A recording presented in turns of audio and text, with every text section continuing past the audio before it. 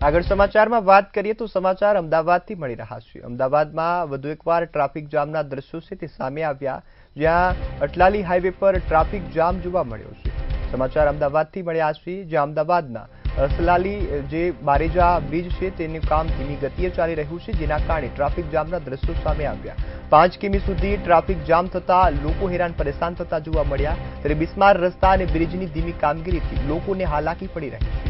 5 કિમી સુધી traffic jam થતા લોકો હેરાન થતા જોવા મળ્યા છે, અને સાથે જ બ્રિજનું કામ ધીમી ગતિએ થતું હોવાથી આ ટ્રાફિક જામ સર્જાયો હોવાની રાવ ઉઠી છે।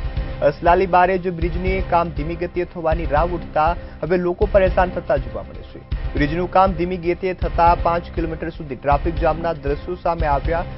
દ્રશ્યોમાં જોઈ શકાય છે લાંબી ટ્રાફિકની લાઇનોમાં અનેક જે વાહનો છે તે ફસાયા છે, જેના કારણે નોકરી ધંધે જતા સાથે જ અનેક વાહન ચાલકો અહીંથી નીકળતા પરેશાન બન્યા છે। અસલાલી બારેજા હાઈવેનું આ જે દ્રશ્યો છે કે જેમાં લાંબી 5 કિલોમીટર સુધીની ટ્રાફિક જામની દ્રશ્યો સામે આવ્યા।